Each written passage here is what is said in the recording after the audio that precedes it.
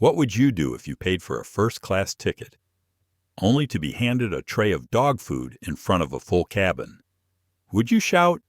Would you demand justice? Would you walk away? But what if you were a calm, powerful CEO? And what if the flight attendant who humiliated you had no idea who you really were? This isn't just a story about racism at 30,000 feet. It's about one man's quiet strength that unraveled a system, about a moment that started with insult and ended in a ripple of reform. But who was really watching that day? Why did one call change everything? And what happened to the flight crew who chose silence? This is a true story of dignity, of reckoning, and of a sky that would never fly the same again. If you're ready for a story that stirs the heart and opens your eyes, don't forget to like, share, and subscribe to our channel. Now, let's board Flight 319. The first-class boarding gate shimmered with polished glass and muted gold accents. It smelled faintly of fresh leather and coffee, the kind of space where time moved just a little slower, where passengers didn't raise their voices, and suit jackets hung neatly over carry-ons instead of being worn.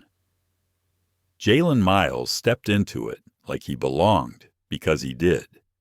Tailored navy suit, pressed white shirt, no tie. He didn't need one, not anymore. His movements were quiet, measured, like someone who had once lived in chaos and now carried stillness as a form of armor. He nodded politely to the flight crew at the gate, flashed his boarding pass, and walked down the jet bridge toward Aeroview Flight 319. The plane's interior was just as composed. Cream leather seats, brushed aluminum accents, an eerie kind of hush, broken only by the rustle of boarding coats and the occasional clink of glasses being prepared. He took seat 1A without hesitation. Window view, ample legroom. First to disembark, exactly the kind of control he liked in a world that so often tried to take it from him. Across the aisle, a younger man glanced at him, did a double take, then looked away. Jalen was used to that. His face, often on magazine covers and tech forums, had a way of making people awkward. He reached into his leather satchel, pulled out a black moleskin notebook, and began to jot down a few lines. Not work notes, not anymore. These were reflections, observations. Power misused becomes fear. Power withheld becomes silence. But power grounded becomes change. He paused, underlined the last line, then closed the notebook gently. That's when the first shadow appeared. A crisp voice floated into the cabin. "Good afternoon, Mr. Miles. May I take your coat?" The man standing before him wore the perfect smile. Professionally rehearsed, impeccably dressed, neatly groomed, and completely insincere. "Certainly," Jalen said, handing him the coat. The man's eyes lingered just a second too long on the name tag attached to the CEO's carry-on. Bryce Halden, senior cabin attendant. And as Jalen immediately sensed someone with history, not shared, but inherited. Some people carry old grudges like family heirlooms. As Bryce turned away, the tightness in his jaw betrayed something deeper, a flicker of something ugly. Jalen noted it, but didn't react. He simply looked out the window and exhaled. 10 minutes later, the cabin lights dimmed to a soft hue. Passengers had settled. An announcement about the flight duration and expected turbulence passed over the speakers. Jalen opened his tablet. Emails, meeting briefs. A speech draft titled Equity, Not Optics Rethinking Corporate Inclusivity. He smiled faintly. Foresight had brought him here, but restraint had helped him stay here. A light tap on his shoulder pulled him out of thought. "Would you care for a beverage before takeoff?" Bryce asked, leaning in. "Still water. Please, no lemon. Of course, but instead of turning to fetch it, Bryce lingered, just for a breath. Then, I always imagined you'd have a more commanding voice. Jalen tilted his head slowly, his expression unchanged. I've found listening is more disruptive, he replied. Calm, even, but unmissable. Bryce offered a tight smile. Right. Listening. Noted. Then he walked away. Jalen glanced down at his reflection in the tablet's black screen. Not anger, not suspicion, but readiness. Something about Bryce was not just off. It was intentional. In the galley, Bryce leaned against the counter, his knuckles white around the edge of a drink tray. You saw him, didn't you? He whispered to a junior flight attendant. Rafi Ortiz, new to the airline, glanced over, confused. Mr. Miles. Yeah, he's in 1A. Why, Bryce didn't answer directly. Just said, he's not who you think. Sometimes people hide behind charm, behind success. But I remember stories. Rafi hesitated. He didn't like the tone. Didn't like the way Bryce stared into the cabin like he was preparing a performance. Still, he nodded and returned to his task. But something sat uneasily in his chest, a feeling he couldn't quite name yet. Back in 1A, Jalen sipped his water. It was cold, crisp, but the chill he felt came from somewhere else entirely. He leaned his head back, closed his eyes. There will be moments, Jalen, his late grandmother used to say, moments where the world will test your silence, just to see if it can get a rise. He smiled softly at the memory, then whispered under his breath, Not today. At 33s and feet, silence can feel sacred, the kind that wraps around you like altitude itself, invisible, pressurized, heavy. But Jalen Miles knew better. Silence was never empty. It was just filled with things unspoken. He sat calmly in 1A, sipping water, fingers tracing the spine of his closed notebook. Every few minutes, he caught sight of Bryce Halden moving through the aisle, poised, precise, and watching.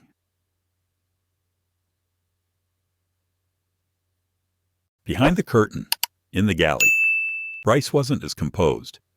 He fumbled the tea bags, almost dropped a cup. Rafi Ortiz noticed. You all right? He asked quietly. Bryce didn't answer at first. Then he muttered, They act like kings. Rafi blinked. Who that man? Miles. Bryce sneered the name like it tasted wrong in his mouth. He walks in like he owns the world, like he doesn't remember what his kind did to people like my grandfather. Rafi frowned. What do you mean, his kind? Bryce paused, looked Rafi dead in the eye. My grandfather worked his entire life for Halston Aerotech. 43 years. Died waiting for a pension they slashed right after some tech CEO bought them out. He tapped the galley wall. You know who bought them? Rafi shook his head. Thorne West Group. Run by him. Jalen Miles. The bitterness in Bryce's voice curdled the air. But that wasn't his call. Rafi said gently, and Thorne West didn't even finalize that merger until after. I know what I know, Bryce snapped, cutting him off. Rafi stepped back. Something felt warped, like truth had been bent over time, twisted into something colder. Door. Out in the cabin, Jalen flipped open his notebook, this time not to write, but to reread. One entry from 3 months ago. Public forgiveness is easy. Private bitterness hides in uniforms and smiles. He closed the page. He had seen that smile on Bryce before. Or rather, he'd seen it on others like him, people who wore hospitality like armor, while holding quiet hatred in their hearts. But Jalen wasn't angry. He was tired. Tired of being expected to absorb venom with grace. Tired of being measured not by his success, but by their discomfort with it. Still, he breathed, in through the nose, out through the doubt. Back in the galley, Raffi hesitated. Then, on instinct, he tapped his phone and opened the airline's crew app. Quietly searched Miles. He read silently. Passenger profile. Jalen Miles, Executive Chairman. Thorn West Group former Director. National Ethics Council Advocate. Veterans and Flight Equity Initiative. Keynote Empathy and Modern Leadership. And beneath it, flagged for VIP Respect Protocol. Raffi blinked. This man wasn't just powerful. He had dedicated years to reforming the very system Bryce claimed he damaged. Then why the venom? He glanced toward the curtains separating them from first class. Something wasn't adding up. Bryce returned to the front cabin with a tray. Appetizer service, he said, placing a small bowl on Jalen's table with mechanical grace. It looked like a standard amuse-bouche beetroot. Chèvre mousse, thin rye crisp, garnished with microgreens. Jalen glanced at it, then raised an eyebrow. Is there pet kibble in this? Bryce's smile didn't waver. Excuse me. Jalen leaned forward. Calm as still water. That garnish, it's not microgreens. For a moment, just a blink, something behind Bryce's eyes flickered. Must be a mistake, he said. Too quickly. I'll check with the galley. He turned and walked away. Not rushed, not nervous, but Jalen noticed the subtle twitch in his jaw. He didn't eat the appetizer. Instead, he folded the napkin gently and set it aside. His voice remained calm, but his mind had already begun connecting dots. In seat 3C, a woman in her 60s had been watching, not deliberately, just observantly. She leaned into the aisle. Excuse me. Sir Jalen turned to her, surprised. I'm sorry to interrupt, but I saw him sprinkle something before serving you. I used to work as a dietitian. That wasn't garnish. Jalen nodded, absorbing it. Thank you, he said. Then, softly, I think I already knew.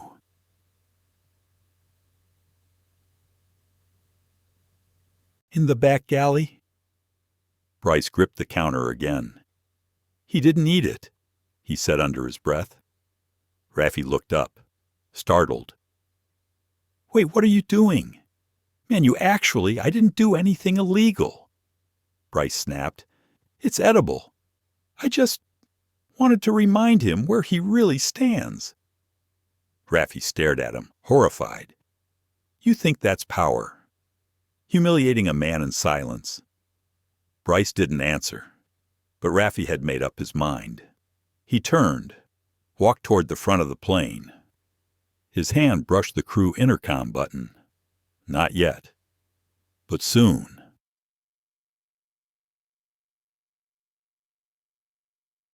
Jalen sat back, eyes closed, breath steady.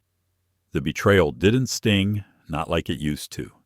It confirmed something, that even in silence, even at 30,000 feet, prejudice could find a way to dress itself in fine linen and business smiles.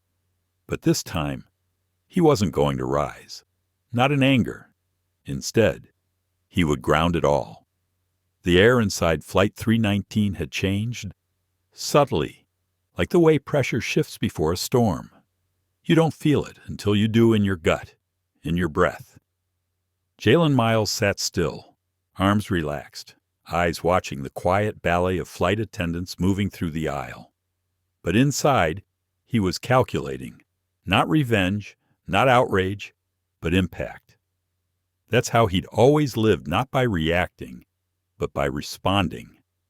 And this moment, it deserved A response.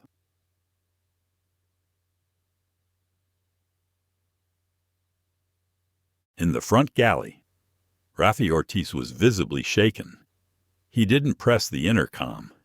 Not yet. Instead, he typed a quick report on the crew tablet tagging the incident with a silent alert to the onboard supervisor. He wasn't sure what would happen next, but he wasn't going to let it slide. He looked up. Bryce Halden was prepping main course trays with clinical calm. "You need to fix this," Rafi said quietly. Bryce didn't stop moving. "Fix what you crossed a line." Bryce turned, still smiling. "There are no lines at 30,000 feet, just altitude." Rafi's stomach twisted. The main course service began.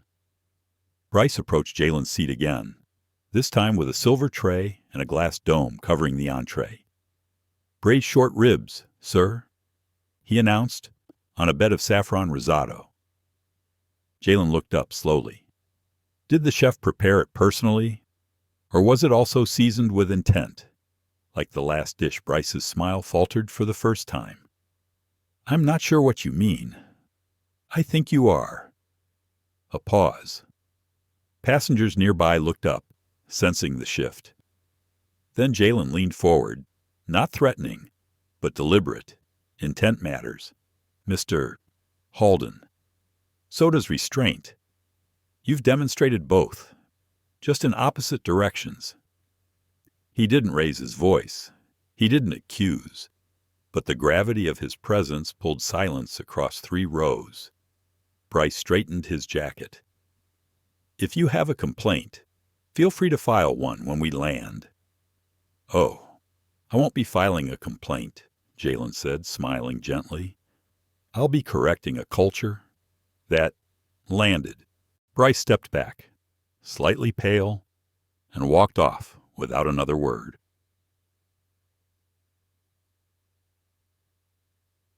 3 rows back, a couple exchanged glances. "He's that tech guy," Wright whispered the woman. "The one who funds schools in Detroit." "Yeah," her partner nodded. "And the vets program, and the women in STEM thing." They looked toward 1A again.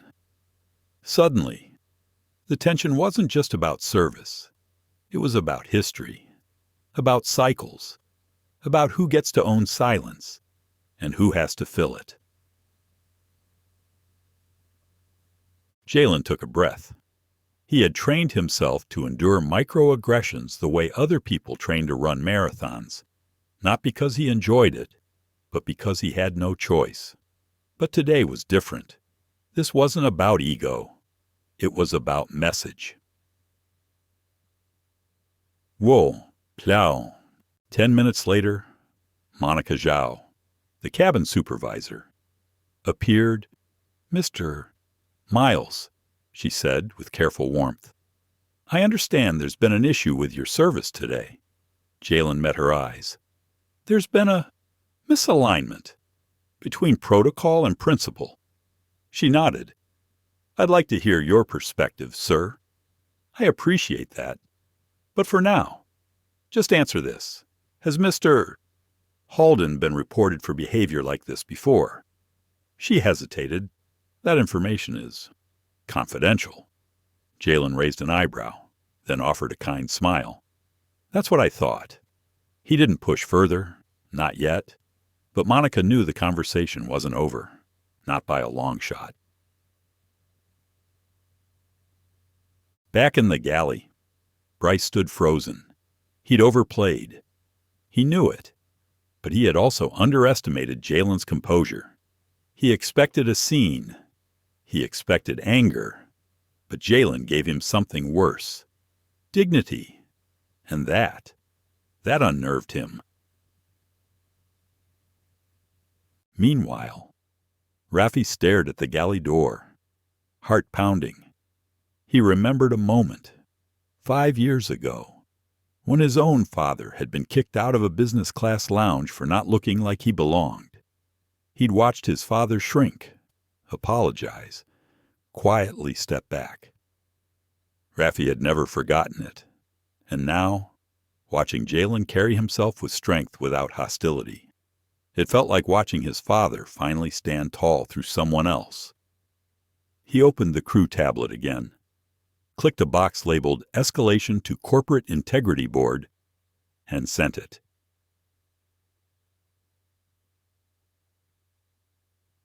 Jalen finally closed his eyes. He wasn't angry anymore. He wasn't even disappointed. He was simply clear.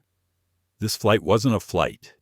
It was a mirror of every boardroom where someone smiled while plotting exclusion, of every polite insult served on a silver tray, of every system that polished its surface to hide the rust underneath.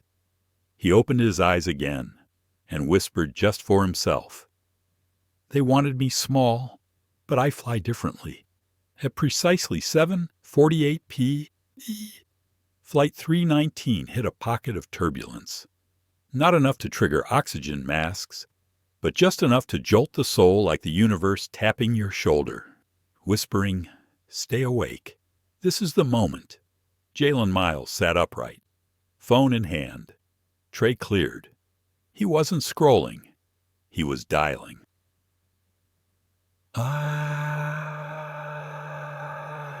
In the crew galley, Raffi Ortiz kept glancing at the cabin camera monitor. Jalen hadn't spoken to Bryce again. He hadn't asked for compensation. He hadn't caused a scene, but he had stayed still. And somehow, that quiet unnerved everyone more than shouting ever could. Then the PA dinged. "Ladies and gentlemen, this is Captain Lane speaking. We've hit a minor turbulence patch over the Midwest. Nothing to worry about. We'll continue beverage service shortly." But Bryce didn't move. He was staring blankly at the intercom handset. His fingers gripped it, white-knuckled, still trying to maintain control of something. Raffi stepped closer. "You okay?" Bryce didn't answer. Because he knew. Whatever was coming, it wasn't turbulence. Up front, Jalen waited as the call connected. 3 rings. Then a voice. "You good, Avery Knox?" His longtime chief of staff. Calm. Crisp. A woman who understood not only power, but how to wield it ethically. "Yeah," Jalen replied softly. "But we have a situation." He explained briefly, factually, no dramatics, just data, the garnish, the smile, the cold eyes, the weight of a grudge dressed as service. "Do you want me to handle it?" Avery asked. Jalen closed his eyes for a beat. "No, I want this one personal. This plane is a petri dish. Let's see what grows under pressure." "Understood. Need me to prep legal or PR?" "Not yet.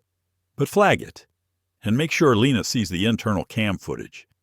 This isn't about just me. It's about culture." "Got it." Anything else? Jalen looked out the window. Clouds below. Nothing but open sky. "Yes." He said, "Mark this flight. 319. AeroView. All crew names. Manifest. Everything." Avery didn't ask why. She never had to. In the rear galley, Raffi leaned against the wall, heart racing. He checked the crew messages again. A new alert had appeared. VIP-level passenger engaged executive line. HQ request. Do not initiate damage control until instructed. That never happened. Not mid-flight. Raffi looked up just as Bryce re-entered the galley. "You might want to sit," Raffi muttered. Bryce frowned. What he called someone high up. Like, your badge scanner gets disabled kind of high up. Bryce scoffed. "He can't do that." But his voice cracked just slightly. Raffi's eyes narrowed. "You keep thinking he's powerless. Bryce, but that's the problem. You're still flying like it's 1985. Meanwhile, Monica Howe, the cabin supervisor, had locked herself in the service closet. She wasn't hiding, she was watching the footage.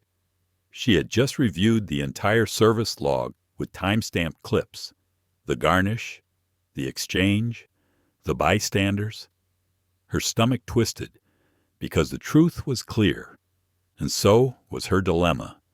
She could write it off as a misunderstanding, or she could escalate it, report Bryce, trigger an audit, maybe even get dragged into it herself. Her career had taken 14 years to build. She had worked 3 times as hard as some of her peers, and this could cost her. But then she paused the footage, frame by frame, Jalen's eyes calm, not broken, not angry, just aware. It was that look that broke her. She tapped her badge against the closet scanner, logged in, clicked incident escalation, and typed formal notice possible bias-related misconduct by crew member B, H, toward VIP J, M.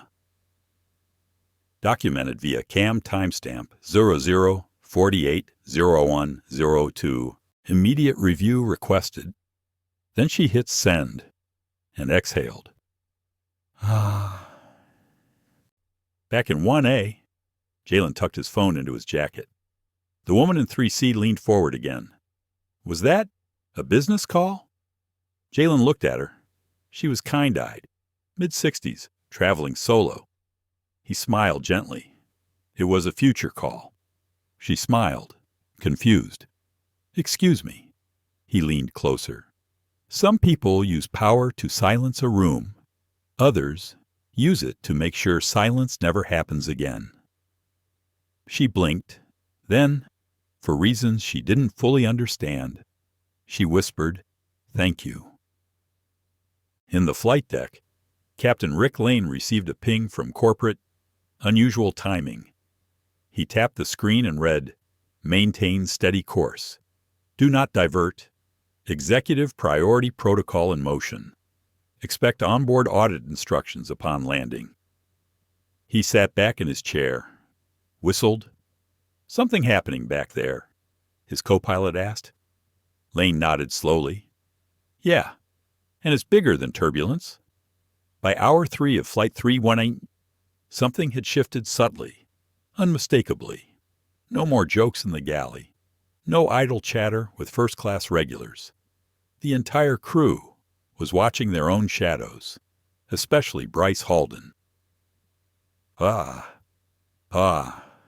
In the front row, Jalen Miles appeared asleep, eyes closed, breathing slow, one hand resting lightly on his chest. But Jalen never truly slept on planes, not when something needed tending. What most people saw as rest was his stillest form of calculation. In the cabin supervisor's station, Monica Zhao read the encrypted response from AeroView Corporate Escalation, acknowledged. "Document all verbal interactions from this point forward. Internal compliance will debrief upon landing." It was real now. She wiped her palms on her skirt and stood up straight. She'd done the right thing. Still, her legs felt like glass. A few rows behind, Rafi Ortiz was offering water to a couple in 40 and 4E when he noticed a new passenger, someone who hadn't been on the flight manifest earlier. Seat 3A, well-dressed, mid-40s, not reading, not sleeping, just watching. He wasn't holding a tablet or snack. He was holding a clipboard. Rafi's pulse quickened. This wasn't a passenger. This was an auditor. Back in the galley, Bryce tapped his watch nervously. He'd tried to laugh it off earlier, saying Jalen was just another spoiled exec trying to play the race card. But the joke didn't land. Even the junior crew had stopped nodding. Bryce now felt it, the emptiness around him, and worse, the eyes on him. Oh, oh, oh. Jalen stirred and opened his eyes slowly. He looked around, noting every detail. Raffi approaching nervously, Monica stepping into first class again, and 3A clipboard man quietly scanning the cabin. Jalen nodded once to himself. The audit had begun. "Mr. Miles," Monica said softly, approaching from the aisle. He turned. "Yes, I want to sincerely apologize for earlier. I reviewed the footage. We've taken initial steps." Jalen tilted his head. And what steps were taken before the footage existed? Monica froze. He wasn't being cruel. He was asking a systemic question. "I don't know," she said honestly. He nodded. "Then now is the moment your career divides. Will you document, or will you evolve?" Monica swallowed hard. Then, slowly, she said, "I want to evolve." He held her gaze a moment longer, then gave a gentle nod. That's all anyone can ask. Raffi returned to the galley, clutching 2 cups of water. Bryce looked up. Well, is he still fuming? Raffi blinked. He's not fuming. Bryce, then what's he doing? He's watching the system. Bryce scoffed. What system? Raffi stared at him. The one you thought would protect you. In row 3A, the internal auditor, Dennis Clark, jotted down quiet observations. He'd been with AeroView's compliance division for 8 years. He'd seen all kinds of incidents, mechanical oversights, catering errors, in-flight medical neglect. But this was culture. He watched as Monica gently spoke to another passenger, as Raffi double-checked a child's food allergy, as Bryce didn't move. Dennis had learned something long ago. Power reveals itself by what people do when they think no one's watching. And now, they all knew. They were being watched.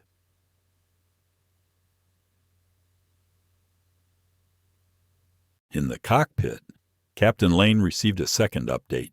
Internal audit now active. Maintain full procedural compliance. Groundside debrief will occur immediately upon arrival. Do not release crew until instructed. Lane whistled through his teeth. This is going to be one hell of a landing.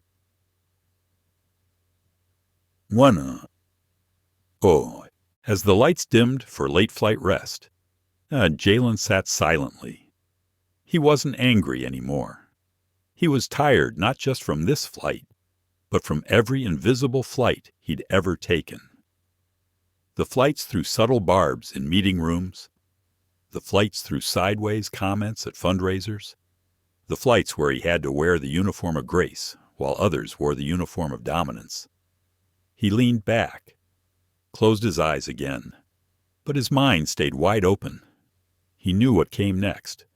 Not vengeance, not press, but something better. Correction. And somewhere behind him, Bryce Halden sat alone in his jump seat. Eyes blank. No more charm. No more deflections. Because when culture begins to shift, you don't feel the earthquake right away, but you always feel the aftershock. Somewhere over Colorado, at 36,000 feet, Jalen Miles stared out the window again. 1,000 stars blinked in the distance, and yet it felt low. He used to believe altitude meant safety, achievement, perspective, power. But now, even here high above the clouds, the weight of the world pressed against his chest. Because power couldn't insulate you from ignorance, status couldn't protect you from quiet harm. And sometimes, the sky just wasn't high enough.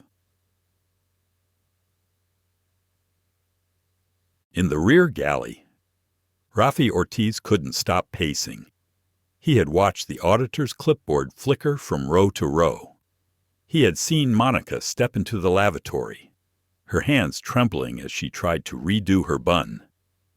He had noticed Bryce avoiding eye contact with everyone. And yet, what haunted Raffi most was his silence. Back when the garnish hit the tray, back when Jalen was humiliated, back when he could have said something simple like, "That's not okay." He hadn't. He'd smiled, nodded, moved on. And now, guilt chewed through his ribs like acid. He wanted to make it right. But how do you apologize for not showing up? In the front, Monica Zhao refilled a water pitcher with shaking hands. She'd spent her whole career being neutral, careful, professional. She'd been told it was the best way for someone like her, a daughter of immigrants, a woman with an accent, a face that didn't match the power structure of corporate aviation. But tonight, neutrality had a body count. Not physical, not visible, but emotional, psychological. She took a breath and walked toward Jalen's seat. He looked up, his expression unreadable. She crouched to eye level, voice barely above a whisper. "I stayed quiet before. Too many times. I won't do that again." Jalen studied her, then nodded once. That was all. But it mattered. Meanwhile, in 3A, Dennis Clark, the internal auditor, was drafting a preliminary report. He wasn't just documenting bias. He was documenting behavior after the bias was revealed. And what he saw was this: a young flight attendant cracking beneath self-realization, a supervisor reaching toward courage, a lead steward unraveling in the grip of arrogance, a passenger, Jalen dignified, still, but sharp as flint. Dennis had audited hundreds of flights, but never one where a story unfolded mid-air like this real-time accountability at 500 knots. And that story was starting to make its way beyond the cabin. A soft tone dinged over the speakers.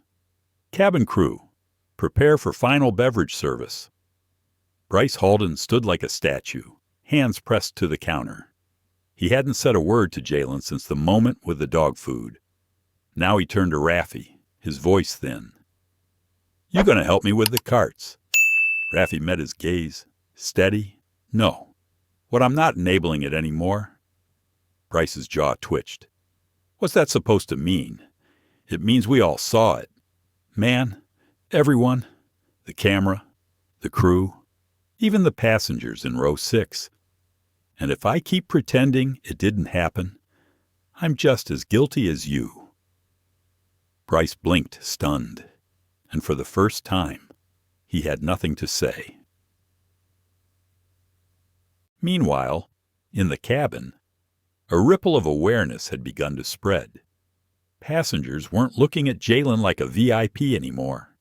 They were looking at him like a mirror, like someone who carried their own silent humiliations, their own small betrayals, their own moments of being overlooked, mislabeled, mishandled, and it made them sit straighter.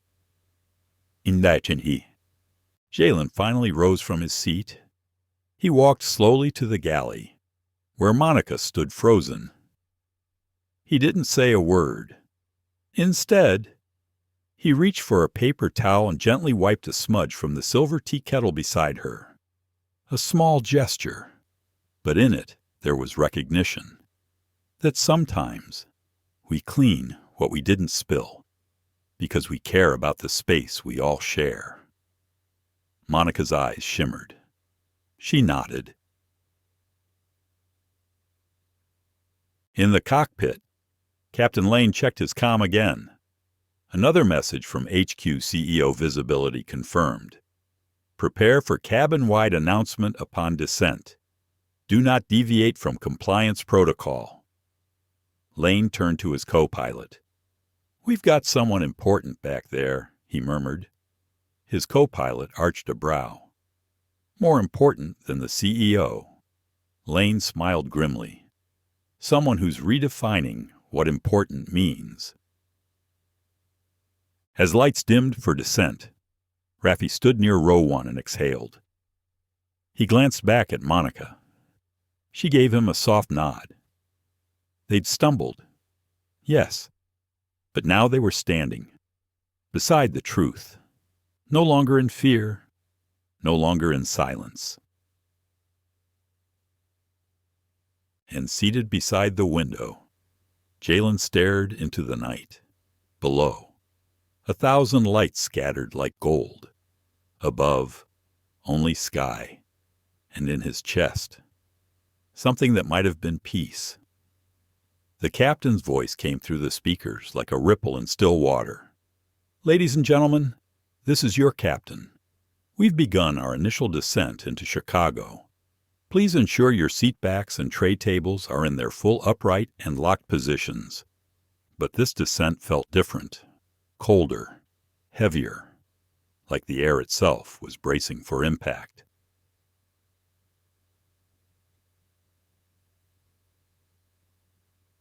In row 1A, Jalen Miles opened his eyes.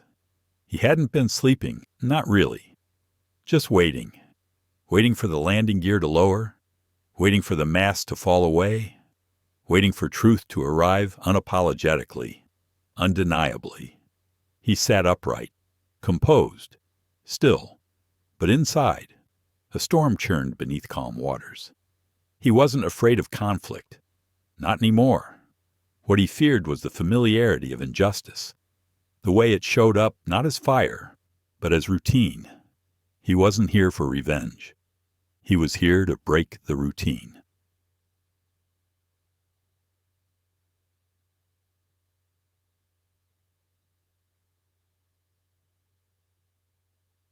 In the rear galley, Raffi Ortiz stared at his reflection in a metal tray.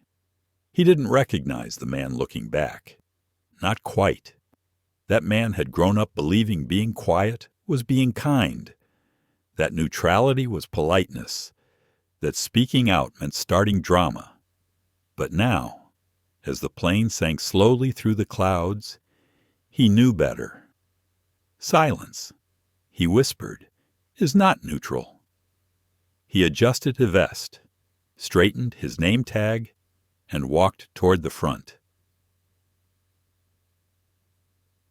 Monica Zhao stood just inside the cockpit door, speaking quietly with Captain Lane. I want to file an incident report the moment we land, she said. No delays. Full transparency. The captain nodded. Already flagged by corporate. They're waiting. She hesitated, then added, I don't want to be remembered for what I ignored. Lane didn't smile, but there was respect in his eyes. Then you won't be. At seat 3A, Dennis Clark tucked away his final notes. He'd been quiet most of the flight, watching, recording, assessing. Now the story was clear. It wasn't just about one act of discrimination. It was about the quiet consent that followed it, the people who chose silence, and the ones who finally chose something else. He opened a secure chat to headquarters and typed 3 words, added phase complete. Nil. As the plane leveled out for approach, Bryce Halden felt his palms dampen. He hadn't said a word in almost an hour. No jokes, no eye rolls, no sideways glances. He wasn't sure what scared him more, Jalen Miles, or the version of himself he'd become. He glanced toward the aisle, passengers whispering, Raffi, no longer avoiding him, Monica standing tall, and Jalen, still calm, still quiet, but now surrounded by truth. Bryce's kingdom, the little world he'd controlled with charm and intimidation, was gone. And for the first time in years, he realized he'd built it on air. Raffi paused at row 1. Mr. Miles, he said gently. "Can I get you anything before we land?" Jalen looked at him. Rafi's voice didn't tremble. His eyes didn't flinch. This was a man standing in the light now. Jalen offered a quiet smile. "Just your honesty." Rafi swallowed. "Then I'm doing my best. Keep doing it." Jalen reached for his seatbelt and clicked it closed. The landing gear dropped with a heavy clunk. A soft gas somewhere in the cabin. The familiar drop in cabin pressure. The city lights rising up from below, thousands of windows blinking like witness eyes. And within that aluminum tube, falling through the dark, something else was descending too. Pretenses, power structures, comfortable lies.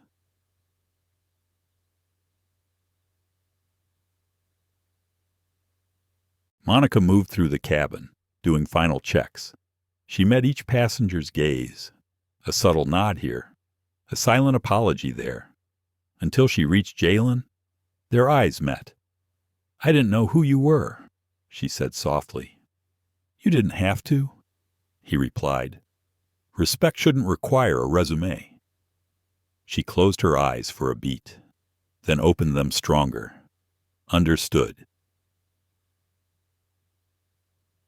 At the back of the cabin, Bryce sat on the jump seat, arms folded.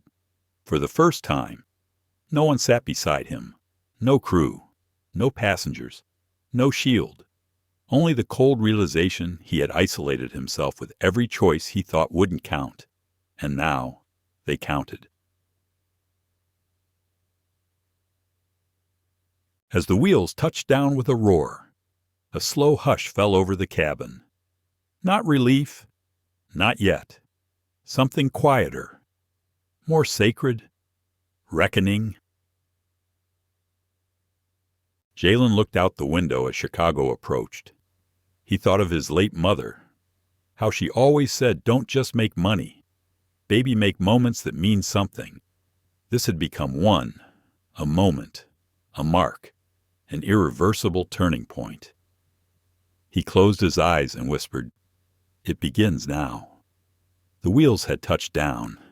The engines hummed low. The brakes hissed softly. Flight 319 rolled to a final, deliberate stop at Gate B7. But no one unbuckled. No one stood. Because something heavier than gravity still filled the cabin. Accountability. E. Captain Lane's voice returned calm. Clipped. "Ladies and gentlemen, we've reached our gate. Please remain seated. Authorities and internal compliance officers will be boarding shortly. We appreciate your cooperation." He didn't thank them for flying. Not this time. This wasn't a landing. It was an arrival. Inden. The Wam. Jalen Miles sat still, fingers folded across his lap. Out the window, he could see the reflection of blue uniforms approaching the jet bridge. Behind him, he felt the shift in energy. Passengers holding their breath. Crew members exchanging glances. A silence laced with consequences. But Jalen's thoughts had turned inward. Not to revenge, not even to Bryce, to legacy. He thought of all the black boys sitting in airports today. All the young men carrying their first passport, their first briefcase, their first dream. Would they feel what he felt? Would they be fed dog food? Would they stay silent? Not if he could help it. Oh. Monica Zhao stood by the galley entrance, posture upright. She'd already sent her incident report. Now, she waited for the response. She wasn't afraid of losing her job anymore. She was afraid of keeping it and doing nothing. She glanced toward Jalen. He was still seated, not as a man of wealth, but as a man of clarity. And in that moment, Monica understood what leadership actually looked like. Rafi Ortiz paced slightly behind her, fighting the trembling in his hands. He'd sent a message to his younger sister while they taxied. Just 6 words. I didn't stay silent this time. He wasn't proud of how long it had taken, but maybe the right thing, done late, was still worth something. And maybe courage wasn't loud. Maybe it was just consistent. Bryce Halden remained buckled in his jump seat, face pale, lips tight. He'd seen enough procedures to know what came next.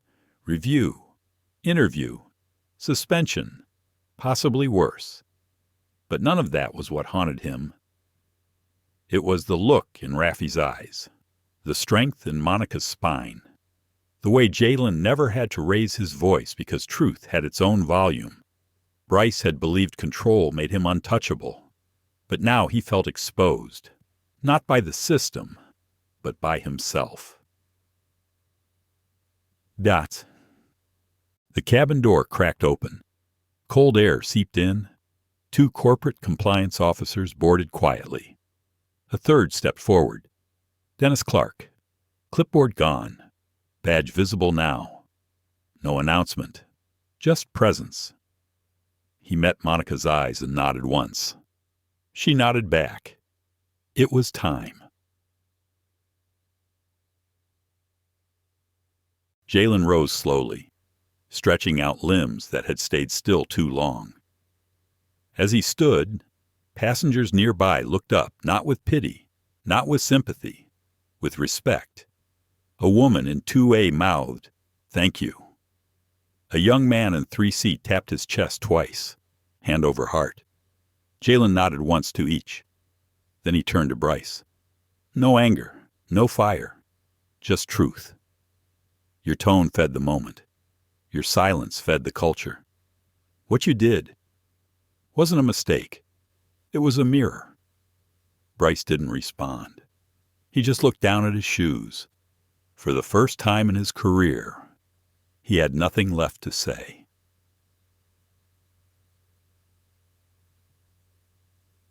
As Jalen stepped toward the exit, Raffi cleared his throat. "Mr. Miles," he asked. Jalen paused. "I know I didn't speak up when I should have, but if there's ever something I can do anywhere, I want to." Jalen regarded him carefully. "You already did," he said. "You stopped running." Raffi's shoulders fell, a quiet exhale escaping. He nodded, eyes glassy. "I hope I can keep standing."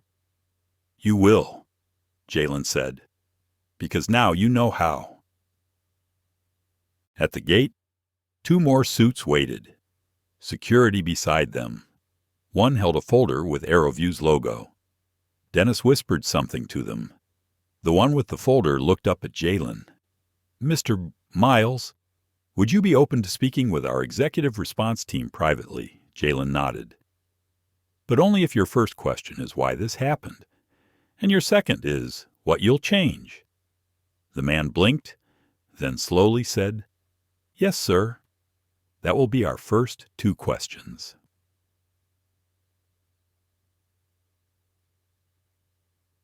As Jalen exited the plane, the terminal buzzed around him. Gate B7's walkway was quiet, roped off, but his footsteps were louder than any apology, because they carried the weight of every person who had ever sat quietly and decided to stand up. The conference room on Concourse B was intentionally soundproofed. Thick walls, frosted glass, soft leather chairs, and bottled water no one touched. AeroView Airlines had used it for investor briefings and last-minute operational huddles. But today, it hosted something heavier, a reckoning. Jalen Miles sat at the head of the table. His presence didn't dominate. It disrupted, because in a room full of suits, his clarity cut sharper than strategy ever could. Across from him sat 3 executives: Miles Carter, VP of Corporate Risk; Nancy Griggs, Head of Brand and Ethics; Claire Ramos, Director of In-Flight Services. They weren't here for show. They were here because legal said this cannot be spun. Before we begin, Jalen said, I want to be clear I'm not here as a CEO. He paused. I'm here as a passenger. Claire swallowed. And what I experienced today, he continued, wasn't just poor service. It was dehumanization, masked as professionalism. Nancy leaned forward. Mr. Miles, I can't express enough how sorry we are. That treatment is unacceptable on every level. And he held up a hand. Calm, steady. This isn't about an apology. It's about alignment. Nancy blinked. I want to know what AeroView believes it is, and if that belief aligns with what I experienced on Flight 319. Miles cleared his throat. Mr. Miles, Jalen, may I go ahead? We've pulled the flight logs, internal crew chat, and every formal customer report on board today. What happened wasn't isolated. It follows a pattern we've long failed to confront directly. Jalen's eyes didn't shift. And what are you confronting now? Miles didn't hesitate. We've suspended Bryce Halden indefinitely pending formal investigation. But more importantly, we've greenlit an independent audit of our in-flight bias complaints.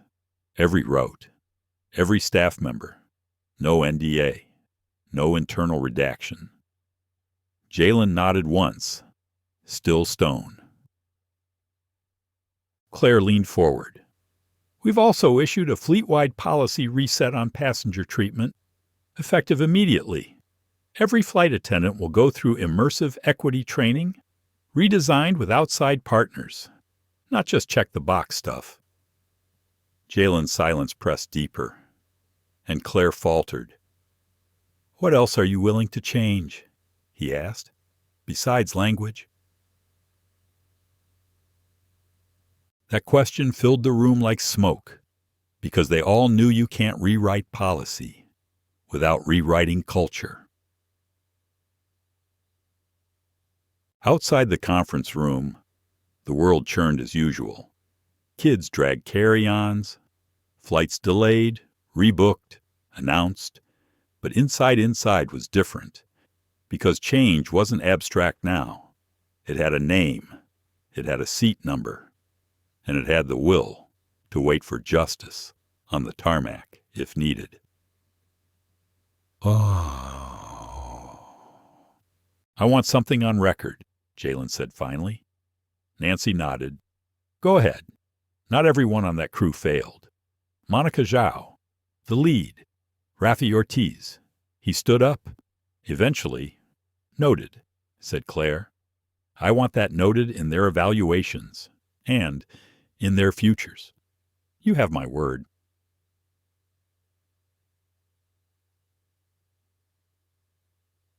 He stood. They followed. I don't want PR spin, Jalen added as he turned to leave. I want the next black child in row 9C to be served with respect, not suspicion. He opened the door.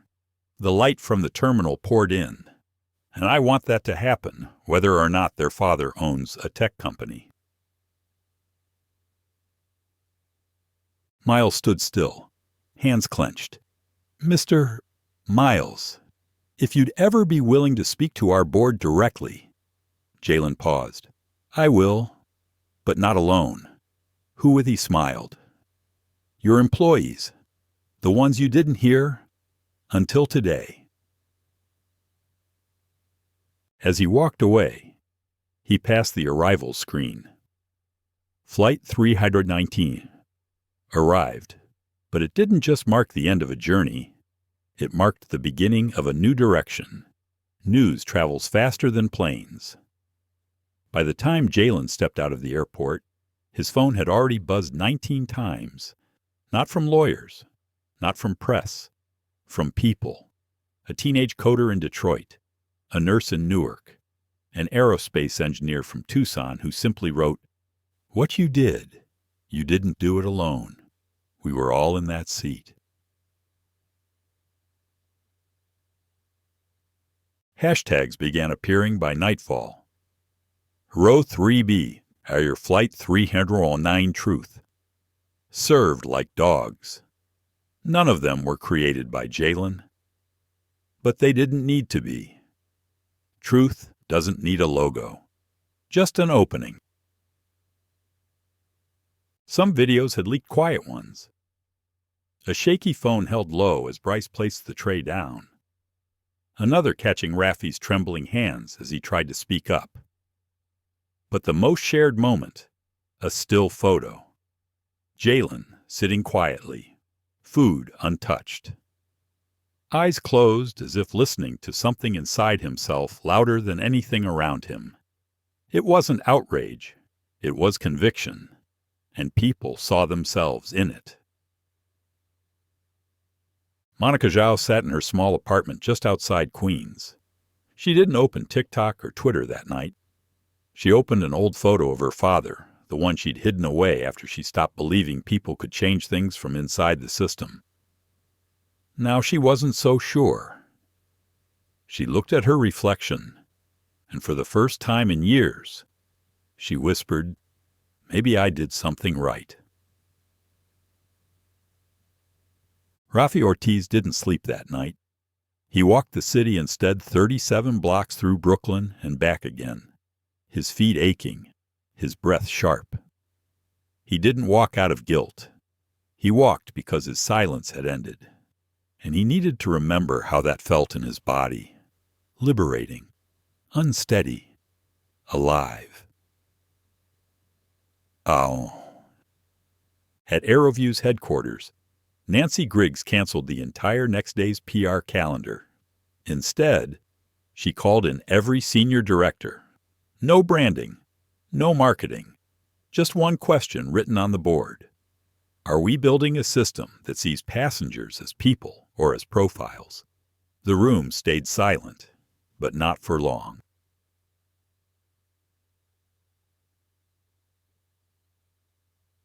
And somewhere across the country, a young boy. Noah sat cross-legged on the carpet, watching the evening news with his grandmother. He didn't understand every word, but he saw a man who looked like him, wearing a suit like the one his grandmother said he'd wear someday, sitting still, calm, proud. And when the anchor said, "Black CEO responds with dignity after insult at 30,000 feet," Noah whispered I'd have said something too. His grandmother smiled. "Maybe one day, baby. But that man," she tapped the screen gently, "he just made it easier for you to never have to." Jalen Miles sat alone on his apartment balcony. City lights blinked in the distance, a tea mug in his hand, unfinished. He didn't feel triumphant. He felt responsible, because this wasn't about him. It was about the systems that feed off politeness, that count on silence, that hide harm behind hospitality. And now, someone had flipped the cabin light on. Home.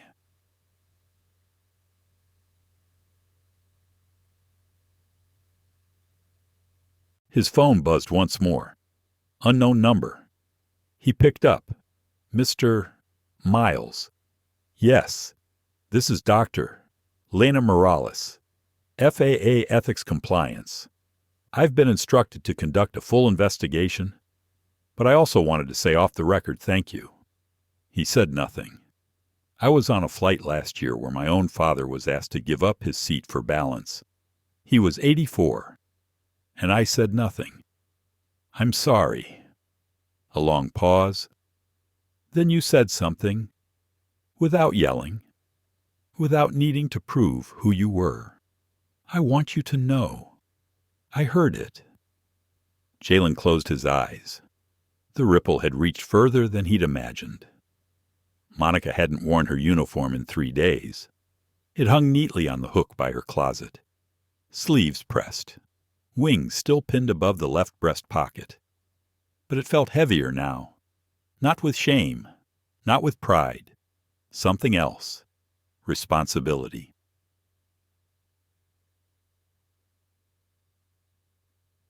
Her inbox had over 300 emails, Some from strangers, some from passengers who'd been on Flight 319, and one from Jalen Miles. Monica, you didn't just serve drinks. You served integrity when others didn't. Whatever comes next for you, know this: your moment mattered. I see you. Jay. She didn't cry. She just sat there, still, letting those words hold her like gravity. Monica had been flying for 11 years. She'd seen everything: drunk executives, terrified toddlers, grieving mothers. But this was the first time she felt like her job meant more than the route. That morning, she opened her calendar. Next flight, AeroView. Flight 822 to Seattle. Gate A5. Departing 9. 12A, meme. She hesitated, finger hovering, then clicked, confirm. The terminal was louder than usual. Or maybe she just hadn't noticed how people talked before. Now, she listened to tone, to eyes, to intentions. She boarded the aircraft early, checked the galley, secured the safety gear, then stood by the cabin door with her usual smile. Except this one. It wasn't rehearsed. Handy, vacances. Passengers boarded slowly. Some smiled, some didn't. One woman, early 60s, cane in hand, paused as she passed Monica. You're the one, aren't you? Monica blinked. I'm sorry. You were on that flight. With the dog food. She flushed. Yes, ma'am. The woman reached out, placing a hand over Monica's. Thank you for being kind when it counted. Then walked to her seat. Monica exhaled. Not every uniform earns respect. But today, hers had. Mid-flight, Monica poured coffee for a father in seat 2B. His daughter, no older than 6, asked, Are you the boss on this plane? Monica smiled. I help take care of everyone here. The girl nodded solemnly. Then you're like a captain, too. Maybe she wasn't, but maybe she could start acting like one. D'Artagnan. Later, in the crew quarters, Rafi Ortiz sat across from her. I read the comments, he said softly. People are calling me brave. You were, Monica replied. He laughed once, quietly, but I waited too long. Monica stirred her tea. We all wait too long, until we don't. He looked at her. Would you do it again? Speak up like that. She met his gaze. No, I'd speak up sooner. The intercom clicked. Ladies and gentlemen, this is your captain. We'll be beginning our descent into Seattle shortly. Monica stood, buckled in. As the plane dropped gently through the clouds, she pressed a hand to the wall beside her. Not for balance, for grounding. Because something had shifted. Not in the flight plan. In her. And as the plane touched down, she whispered, We land better when we lift each other. The office was quiet. Jalen Miles sat alone beneath soft amber light, the city skyline casting blurred patterns across his desk. It had been 6 days since Flight 319. 6 days since Bryce Halden was suspended. Since AeroView's board issued a public apology. Since passengers began sharing not just outrage, but truths. He could have done interviews, could have posted a video, could have capitalized. But Jalen never wanted a stage. He wanted a standard.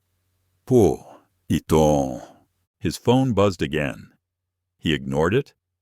Instead, he opened the email sitting in his drafts for 2 days, the one addressed to the FAA, the Civil Aviation Oversight Committee, and the CEOs of every major airline. The subject line, Human dignity should not be optional at 30,000 feet. He read it again, then hit send.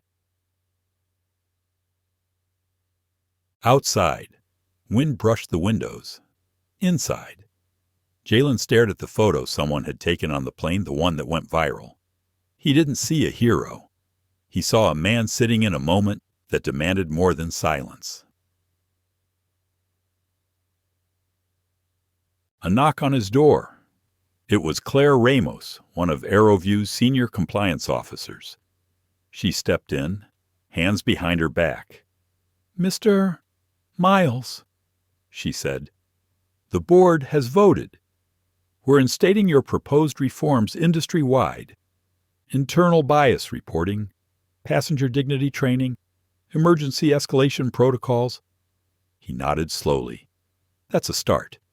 She handed him a folder. "What's this?" Claire smiled faintly. "A formal offer. Seat on our ethics council and a permanent advisory role. You wouldn't just be changing policy. You'd be shaping it." Jalen exhaled. "No press, no ribbon cutting, no cameras," she confirmed. "Just impact." Elmern. Later that night, he made one last call. Not to a lawyer, not to a journalist, to his mother. She answered with a sleepy voice.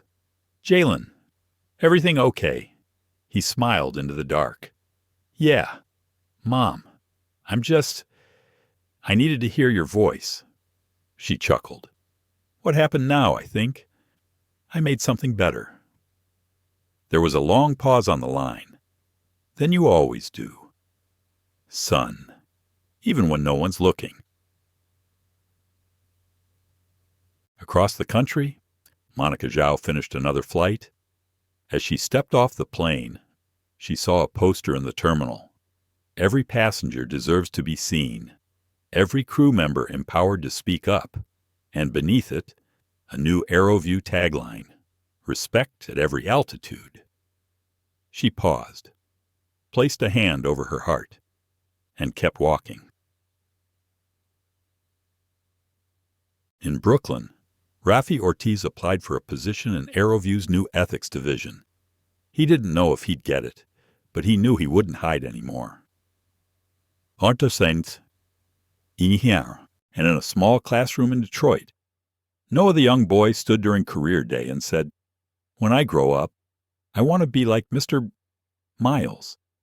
Not because he's a CEO, but because he stayed calm when someone tried to make him feel small." The teacher wiped a tear. So did a few classmates. Change didn't roar.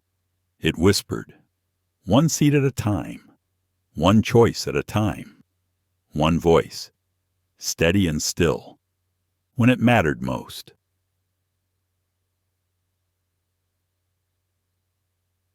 That was Jalen Miles' real legacy.